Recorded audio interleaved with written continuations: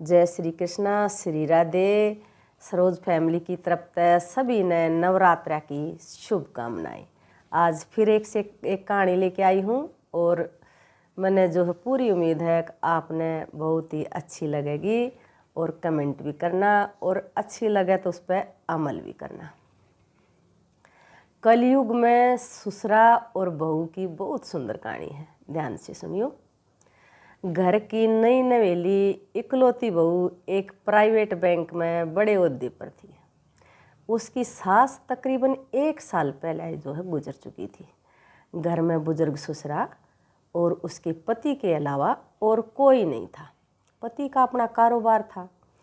पिछले कुछ दिनों से जो है बहू के साथ एक विचित्र बात हो रही थी। बहू जब जल्दी जल्दी घर का काम निपटा कर ऑफिस के लिए निकलती, ठीक उसी वक्त उसे आवाज़ देते उसके ससुर और कहते, बहू मेरा चश्मा साफ कर दो और मुझे देती भी जाओ। लगातार ऑफिस के लिए निकलते समय बहू के साथ यही होता था। काम के दबाव और देर होने के कारण कभी कभी बहू मन ही मन जो है जल्ला जाती, लेकिन फिर भी अपने ससुर को कुछ बोल नहीं पाती। जब बहू अपने ससुर की इस आदत से पूरी तरह ऊब गई और उसने इस माजरे को अपने पति के साथ जो है साझा किया। पति को भी अपने पिता की इस व्यवहार के ऊपर बड़ा ताज्जुब हुआ, लेकिन उसने अपने पिता से कुछ भी नहीं कहा। पति ने अपनी पत्नी को सलाह दी कि तुम सुबह उठते के साथ पिताजी का चश्मा साफ करके उनके कमरे में रख दिया करो, फिर यो झमेला समाप्त हो जाएगा। अगले दिन बहू ने ऐसा ही किया और उसने ससुर के चश्मे को सुबह ही अच्छी तरह से साफ करके उसके कमरे में रख दिया। लेकिन फिर भी उस दिन वही घटना पुनः हुई। ऑफिस के लिए जब निकलने से ठीक पहले ससुर ने अपनी बहू को बुलाकर उसे चश्मा साफ करने के लिए कहा। वह गुस्से में जो है लाल हो गई, लेकिन फिर भी उसके पास कोई चारा नहीं था। बहू के लाख उपाय के बावजूद ससुरे ने उसे सुबह ऑफिस जाते समय आवाज़ देना बिल्कुल नहीं छोड़ा।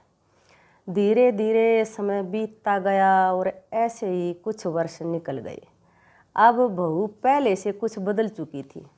धीरे धीरे उसने अपने ससुरे की बातों को नज़रअंदाज करना शुरू कर दिया और फिर ऐसा वक्त भी चला आया जब बहू अपने ससुरे को जो है बिल्कुल अनसुना करने लगी। ससुरे के कुछ भी बोलने पर वह कोई प्रतिक्रिया नहीं देती थी और बिल्कुल खामोशी से अपना काम मस्त होकर करती रहती। गुजरते वक्त के साथ एक दिन बेचारे बुजुर्ग ससुरे की मौत हो गई। समय का पहिया कहाँ रुकने वाला था, वो तो घूमता रहता है। छुट्टी का एक दिन था। अचानक बहू के मन में घर की साफ सफाई का ख्याल आया। वो अपने घर की सफाई में जुट गई। तभी सफाई के दौरान उसने जो है मृत ससुरे की डायरी हाथ लगी।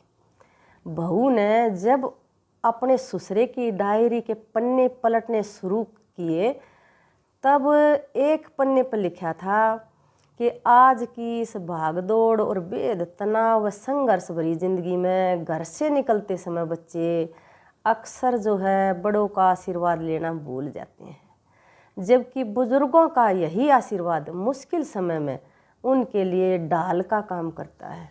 बस इसलिए जब तुम चश्मा साफ कर मुझे देने के लिए झुकती थी, तो मैं मन ही मन अपना हाथ तुम्हारे सिर पर रख देता था, क्योंकि मरने से पहले तुम्हारी सास ने मुझे कहा था कि बहू को अपनी बेटी की तरह प्यार से रखना और उसे ये कभी भी मत महसूस होने देना कि वो अपने ससुराल में है और हम उसके माँ बाप नहीं हैं।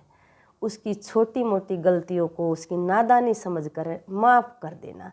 वैसे मेरा आशीष जो है वो सदा तुम्हारे साथ है बेटा।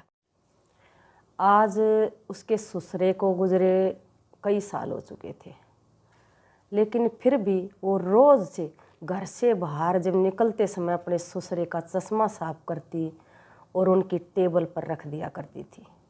उनके अनदेखे हाथ से मिले आस की लालसा में जीवन में हम रिश्तों का महत्व महसूस नहीं करते, चाहे वो किसी से भी हो, कैसे भी हो।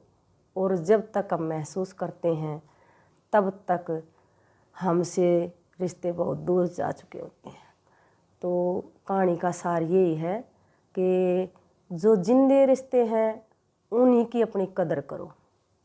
मरने के बाद तो जो है माला टंगने के बाद उनकी आरती उतारन से और उनके आगे दोनों टेमा हाथ जोड़न तेरा आशीर्वाद लिए तो कोई फायदा ना।